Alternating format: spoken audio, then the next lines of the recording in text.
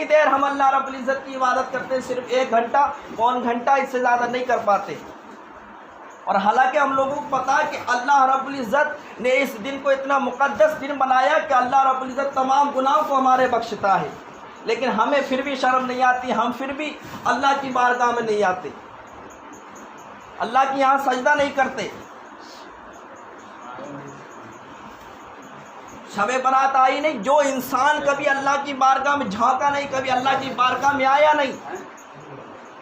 جس کا باپ مر گیا وہ کبھی قبرستان پر اپنے باپ کو دیکھنے نہیں جاتا، لیکن شب برات کی رات میں دیکھنے جاتا ہے۔ باپ خوش ہو کر کہتا ہے اللہ تعالیٰ تو نے ایک دن ایسا بنا دیا کہ میری اولاد بھی مجھے دیکھنے آ گئی، ورنہ یہ تو اتنا بڑا جاہل ہے، کبھی مجھے یاد بھی نہیں کرتا، کبھی مجھ کو یاد ہی نہیں کرتا، کیونکہ میں دنیا سے چلا گیا، مجھ کو کون یاد کرنے والا، کون دیکھنے والا ہے؟ صرف شب برات آ گئی تو شب برات میں مجھے دیکھنے آ گیا، یہ تیرا کرم ہے، تو نے اس کو توفیق دی، میری پاس تک آیا، میری قبر تک آیا، اور میری جو ہے میرے لیے نے دعائے مغفرت کی دعا کی، یہ تیرا کرم ہے۔ ہم اتنے جاہل ہو گئے کہ شب برات کی رات میں بھی ان کو پتہ ہے کہ یار جو برکت والی رات ہے، اس رات کو بھی پٹاخے پھوڑتے ہیں لوگ، معمولی رات سمجھ لیا۔ لوگوں کو دین پتہ ہوتا تب پتہ چلتی نا اسلام کیا ہے، دین کیا ہے، کس لیے ہم پڑھ رہے ہیں، ہمارا دین کیا ہے، اصل میں کیا ہے، تب پتہ چلتا ہے اسلام ہے کیا، اور ہم کس طرف جا رہے ہیں ہم کو پتہ ہی نہیں۔ ہم کریں گے کیا زندگی میں؟ شب برات کی رات میں بندہ جائے گا جب باپ کے دیکھنے کے لیے تو 50 روپے کی اگربتی لے کر جائے گا، ایسا لگتا ہے پورے قبرستان کو تباہ کر دیتا جلا کے۔ یہ تو ہمارا معمور ہے آج۔ ہمیں قطعی بھی شرم نہیں، بالکل بھی شرم نہیں کہ یار اللہ کی بارگاہ میں ہم کیسے بیٹھے ہیں، کہ آ رہے کیوں نہیں آ رہے، فرضوں کو چھوڑ کر نفل کی طرف جا رہے ہیں، اور پھر دل سے بھی عبادت نہیں کرتے اللہ کی، خالی چلا ہے کہ صاحب شب برات ہے، شب برات اہمیت ہے کیا شب برات کی؟ اسلام ملا، دین ملا کیسے؟ حضرت ابو بکر صدیق وہ پہلا انسان ہے جس نے اسلام قبول کیا ہے۔ حضرت ابو بکر صدیق رضی اللہ تعالیٰ جب اسلام لائے تو لانے کے بعد ابھی تعداد زیادہ نہیں تھی، تو نبی کریم صلی اللہ علیہ وسلم نے فرمایا اے صدیق اپنے اسلام کو چھپا کر رکھنا، اپنے دین کو کسی کو بتانا نہیں، لوگوں کو خبر نہیں کرنا، اس لیے کہ مکہ کے مشرکین کافرین آپ کو تباہ کر دیں گے، آپ کو برباد کر دیں گے، دین کو تباہ کر دیں گے، اس لیے چھپا کر رکھنا۔ خود نبی نے کہا چھپانا، لیکن جب تعداد اسلام لانے کی 30 ہو گئی تو حضرت ابو بکر صدیق رضی اللہ تعالیٰ عنہ نے کہا یا رسول اللہ اب میری تمنا ہے، میری آرزو ہے کہ اب علی الاعلان کرنا چاہیے، یعنی اسلام کا اعلان عام کرنا چاہیے، لوگوں کو بتانا چاہیے کہ اسلام کیا ہے، دین کیا ہے۔ نبی کریم صلی اللہ علیہ وسلم نے فرمایا صدیق، پیارے صدیق سنو، اب یہ اعلان نہیں کرنا، اس لیے کہ ہماری تعداد اتنی نہیں ہوئی ہے جتنی کافروں کی، جتنی مشرکوں کی ہے، یہ بہت لوگ ہیں، ہمیں تباہ برباد کر دیں گے۔ لیکن جب حضرت ابو بکر صدیق کا اصرار بڑا ہے، حضرت ابو بکر صدیق نے اصرار کیا تو مجبوراً نبی کریم صلی اللہ علیہ وسلم نے منظور کر لیا اور فرمایا جاؤ دین کی دعوت دو، تبلیغ دو، علی الاعلان عام کر دو۔ حضرت ابو بکر پہلا وہ شخص ہے جو اسلام قبول کرتا ہے، اور جب وہ مسجد حرام کے اندر آتا ہے، مسجد حرام میں آ کر نبی کا صحابی حضرت ابو بکر صدیق ہے جس نے اسلام کا خطبہ دیا ہے۔ اسلام کا خطبہ دینے والا ابو بکر صدیق ہے، اور وہی دن تھا کہ جس دن حضرت امیر حمزہ یعنی نبی کے چچا نے بھی اسلام کو قبول کیا تھا۔ اسلام ہے کیا ہم جانتے ہی نہیں، ہمیں شب برات پتہ کیسے چلے گی؟ اس وقت آپ جانتے ہیں جب حضرت ابو بکر صدیق نے اعلان کیا نا میں اسلام قبول کر چکا ہوں، مکے کے کافروں نے ابو بکر صدیق کو اتنا مارا کہ آپ بے ہوش ہو گئے، اتنی تکلیف دی کہ آپ بے ہوش ہو گئے، اور صبح کو بے ہوش ہوئے تو شام کو ہوش آیا۔ ہم پر تو کوئی ظلم نہیں کرتا، ہمارے اوپر تو کوئی ستم نہیں کرتا، لیکن ہم اللہ سے ملانا چاہتے ہیں، اللہ کی بارگاہ میں لانا چاہتے ہیں، پھر بھی لوگ نہیں آنا چاہتے۔ اپنی بخشش کا ہمیں کوئی ٹینشن نہیں، کوئی فکر ہی نہیں، کہ گناہ کے اندر اتنے منبش ہو گئے، گناہ کے اندر اتنے ڈوب گئے، ہمیں پتہ ہی نہیں ہم کر کیا رہے ہیں۔ حضرت ابو بکر صدیق کو اتنا مارا تھا ظالموں نے، اتنا مارا تھا دشمنوں نے، کافروں نے، مشرکوں نے، کہ آپ اٹھ نہیں پائے۔ اور صبح کے جب بے ہوش ہوئے تو شام میں ہوش آیا تھا۔ جب آپ کو مارا تو آپ زمین پر آئے، قبیلے میں رہتے تھے، ان لوگوں کو پتہ چلا کہ صدیق کو کسی نے مارا ہے، وہ لوگ اٹھا کر لائے۔ لانے کے بعد آپ کو دیکھا تو وہ لوگ خود کہتے ہیں کہ اسلام لانے سے حضرت صدیق اکبر کا یہ حال ہو گیا تھا کہ صدیق اکبر کا جب ہم نے حال دیکھا تو اب ایسا لگا کہ صدیق اب نہیں بچ پائیں گے، اب ان کا انتقال ہو جائے گا۔ یہ اسلام ہے، اسلام کے لیے جنگ کرتے ہیں لوگ، اسلام پر مر مٹتے ہیں، نبی پر قربان ہو جاتے ہیں۔ یہاں پر تو ہم کوئی ظلم نہیں کر رہا، ہمارے اوپر کوئی ستم نہیں کرتا، پھر بھی اللہ کی بارگاہ میں نہیں آنا چاہتے۔ امام صاحب کو رکھ لیا، یار رکھو اچھی بات ہے، لیکن وہ اللہ کی بارگاہ میں تمہیں لا رہا، کہہ رہا، ہر جمعہ تقریر کر کے تمہیں بلاتا ہے، لیکن پھر بھی ہم مر جاتے ہیں، ہم آنا نہیں چاہتے۔ یہ شان ہے حضرت صدیق اکبر کی۔ جب بے ہوش ہوئے نا صدیق اکبر تو وہاں کے لوگ پھر مسجد حرام گئے اور مسجد حرام میں جا کر کافروں سے، مشرکوں سے کہا، سنو، جس نے بھی صدیق اکبر کو مارا ہے نا، اگر صدیق اکبر انتقال کر گئے یا وہ یعنی مر گئے تو سن لینا، عتبہ بن ربیعہ کو میں بھی قتل کر دوں گا۔ حضرت ابو بکر صدیق کے جو دوست تھے وہ کہتے تھے جو صدیق اکبر کو جس نے مارا ہے اگر وہ انتقال کر گئے تو ہم ان کو ماریں گے جنہوں نے حضرت ابو بکر صدیق کو مارا۔ یہ جذبہ تھا، یہ جذبہ تھا لوگوں کے اندر، صدیق سے اتنی محبت تھی لوگوں کے اندر کہ ہم عتبہ بن ربیعہ کو قتل کر دیں گے۔ اذان ملت اسلامیہ وہ لوگ جب آئے ہیں، صدیق اکبر جب ہوش میں آئے تو پہلا جملہ جو تھا صدیق اکبر کا وہ تھا، اے میرے دوستو ذرا یہ بتاؤ کہ میرے آقا صلی اللہ علیہ وسلم کیسے ہیں، ان کا حال کیا ہے۔ لوگوں نے کہا، یار تو کیسی بات کرتا ہے، تو اسلام لا کر تو اور پھنس گیا ہے،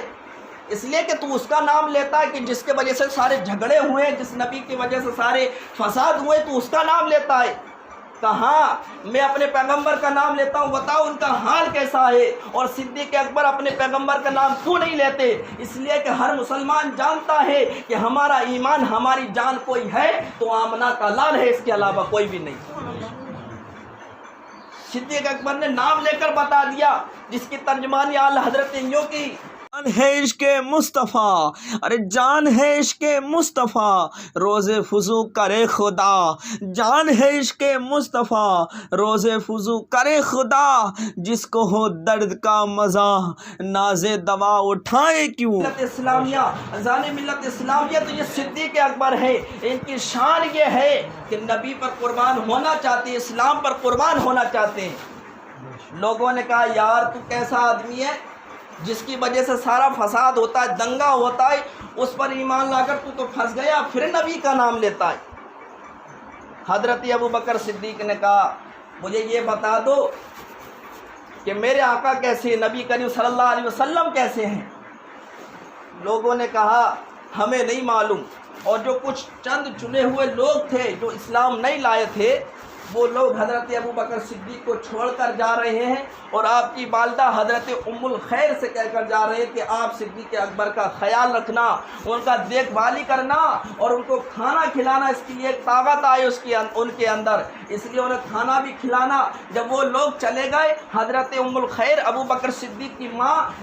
جو ہے کھانے کا سامان لے کر آئیں اور حضرت ابو بکر صدیق کو دیا، بیٹا کھا لے، کہا نہیں، جب تک میں اپنے آقا صلی اللہ علیہ وسلم کا دیدار نہیں کر لوں گا جب تک میں کھاؤں گا نہیں۔ ذان ملت اسلامیہ تو اپنی ماں سے کہتی ہے، ماں تو بتا دے کہ نبی کریم صلی اللہ علیہ وسلم کا حال کیا ہے۔ ماں کہتی ہے، میں جانتی نہیں کہ نبی صلی اللہ علیہ وسلم کا حال کیا ہے، اس لیے کہ وہ جانتی کیسی، اس لیے کہ وہ اسلام میں بھی قبول نہیں ہوئی تھی، ابھی اسلام میں داخل نہیں ہوئی تھی، انہوں نے ابھی کلمہ نہیں پڑھا تھا۔ تو اس وقت حضرت صدیق اکبر نے کہا، ماں میری ایک بات مان لے۔ کہا کیا بات ہے؟ کہا تم جاؤ حضرت عمر فاروق اعظم کے گھر، ان کی بہن ہے حضرت ام جمیل، ان سے کہنا کہ نبی کریم صلی اللہ علیہ وسلم کا کیا حال ہے۔ یہ صدیق اکبر پوچھ رہے ہیں۔ ام الخیر جو صدیق اکبر کی ماں ہے، جب حضرت ام جمیل یعنی فاروق اعظم کے گھر جاتی ہے اور ان کی بہن سے پوچھتے ہیں، اے ام جمیل ذرا یہ بتا کہ نبی کریم صلی اللہ علیہ وسلم کا حال کیا ہے،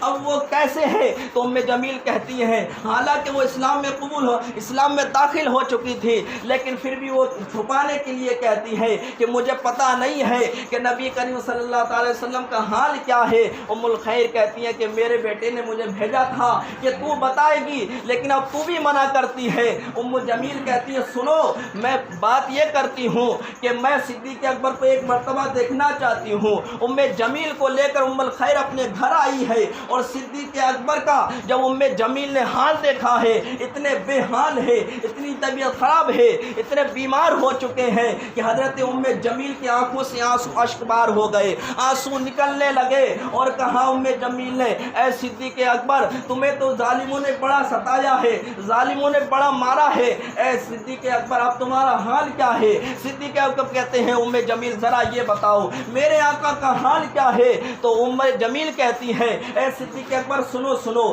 تمہاری ماں مجھے صدیق اکبر نے کہا ماں سے مت ڈرنا، ماں کچھ نہیں کہنے والی، تم بتاؤ جو ہے میرے آقا صلی اللہ علیہ وسلم کیسے ہیں؟ تو ام جمیل کہتی ہیں کہ آقا صلی اللہ علیہ وسلم بخیریت ہیں، اچھے ہیں، اور حضرت ارقم رضی اللہ تعالیٰ عنہ کے گھر پر تشریف فرما ہے، حضرت ارقم کے گھر پر ہے ذان ملت اسلامیہ۔ تو ام خیر سے یعنی اپنی ماں سے صدیق اکبر نے کہا اے میری پیاری ماں، میں یہ چاہتا ہوں کہ مجھے اپنے آقا کا دیدار ہو جائے، میں اپنے آقا کا دیدار کر لوں۔ ام الخیر نے کہا بیٹا ابھی رک جاؤ، ابھی رات کا زیادہ سمے نہیں ہوا، اس لیے کہ لوگ جو ہے راستے میں گھوم رہے ہیں، پھر رہے ہیں، جب لوگ اپنے گھروں میں سو جائیں گے پھر میں آپ کو نبی کریم صلی اللہ علیہ وسلم سے ملا لاؤں گی۔ ذان ملت اسلامیہ جب رات کا پہر ڈلا اور رات کافی ہو گئی تو حضرت ام الخیر جو صدیق اکبر کی ماں ہے وہ حضرت نبی کریم صلی اللہ علیہ وسلم کے پاس لے کر صدیق اکبر کو جاتی ہے۔ جب صدیق اکبر نے نبی کریم صلی اللہ علیہ وسلم کو دیکھا تو چپٹ کر اتنا روئے، آنسو نکلنے لگے، اتنا روئے، زار و قطار روئے کہ جب وہاں پر جتنے حاضرین تھے سب کی آنکھوں میں آنسو آنے لگے اور سب زار و قطار رونے لگے۔ جب وہ لوگ رونے لگے ذان ملت اسلامیہ تو نبی کریم صلی اللہ علیہ وسلم نے کہا اے صدیق اکبر کیا تو نے کھانا کھایا؟ کہا یا رسول اللہ صلی اللہ تعالیٰ علیہ وسلم میں صرف میرے یہ وعدہ تھا کہ جب تک میں آپ کو نہیں دیکھ لوں میں کھانا نہیں کھاؤں گا۔ یا رسول اللہ اب آپ کا دیدار کر لیا ہے، اب میں کھانا کھاؤں گا۔ ذان ملت اسلامیہ اس وقت صدیق اکبر نے ایک بات کہی تھی یا رسول اللہ صلی اللہ علیہ وسلم میری تمنا ہے، میری آرزو ہے کہ جو ماں مجھے یہاں تک لے کر آئی ہے ابھی اس نے اسلام قبول نہیں کیا، میری تمنا ہے کہ آپ اس پر نظر کرم کر دیں اور میری ماں کو بھی مسلمان بنا لے۔ نبی کریم صلی اللہ علیہ وسلم کی نظر کرم اٹھنا تھا کہ نبی کریم صلی اللہ علیہ وسلم جیسی نظریں اٹھائی ہے۔ ام الخیر جو صدیق اکبر کی ماں ہے وہ بھی کلمہ پڑھتی ہے اور مسلمان ہو جاتی ہے، اور وہ کہتی ہے واللہ وہ پکاریں گے تو واللہ ہم پکاریں گے تو وہ مدد کو آئیں گے، واللہ ہم پکاریں گے تو وہ مدد کو آئیں گے، اتنا تو ہو کوئی جو آہ کرے دل سے۔ ذان ملت اسلامیہ اسی لیے کہا گیا، اعلیٰ حضرت نے کہا جس طرف اٹھ گئی دم میں دم آ گیا اس نگاہ عنایت پہ لاکھوں سلام۔ ذان ملت اسلامیہ یہ صدیق اکبر ہے، یہ اسلام ہے جس کو اسلام بچاتے بچاتے جتنے زخم صدیق اکبر نے کھائے ہیں، حضرت بلال نے کھائے ہیں، حضرت خطاب نے کھائے ہیں، عثمان غنی نے کھائے ہیں، علی نے کھائے ہیں، آج ہمارے اوپر کوئی ظلم نہیں کیا جاتا پھر بھی ہم اللہ کی یاد سے دور ہیں، اپنے گناہوں سے یہ بخشش سے دور ہیں، بخشش کروانا نہیں چاہتے، اللہ کی بارگاہ میں نہیں آنا چاہتے۔ اگر تم چاہتے ہو کہ اللہ رب العزت تمہیں بخشے تو آؤ، اللہ رب العزت تمہیں کھلا چیلنج دیتا ہے کہ جو بندہ میری بارگاہ میں آنسو گرا دے گا میں اس کے آنسو کو شہد بناؤں گا اور شہد بنانے کے بعد اس بندے کو بخش دوں گا۔ ذان ملت اسلامیہ رب کی بارگاہ میں تو آؤ، ایک بار رب کی بارگاہ میں آ کر دیکھو پھر پتہ چلے گا کہ اسلام ہے کیا، شب برات ہے کیا۔ خالی چلم چلا کرنے سے کوئی فائدہ نہیں بلکہ اسلام کا دیکھنا ہے کہ اسلام ہے کیا چیز۔ جب اسلام کو ہم معلوم کریں گے اور جب پتہ چلے گا تو سب حقیقت یہ پتہ چلے گا کہ شب برات کی شان کیا ہے، اس کی عظمت کیا ہے۔ اس لیے کہ جب بندہ 2 رکعت فرض پڑھتا ہے تو اللہ رب العزت کہتا ہے کہ میں اس کے رات و دن کے گناہ مٹا دیتا ہوں، اور جب رات و دن کے گناہ مٹاتا ہوں تو رات و دن وہ بندہ میری پناہ میں رہتا ہے۔ جب اللہ کی پناہ میں جو بندہ رہے گا اور جس کے لیے فرشتے ملائکہ مغفرت کی دعا کریں گے اللہ رب العزت ایسے لوگوں کو نہیں بخشے گا تو پھر کس کو بخشے گا؟ اللہ رب العزت کی بارگاہ میں دعا ہے کہ مولا کریم میں نے جو کہا ہے، آپ لوگوں نے جو سنا ہے مولا اس میں غلطی ہو گئی، خامیاں ہو گئی تو مولا معاف فرمائے۔ وما علینا یا بلاغ۔ السلام علیکم۔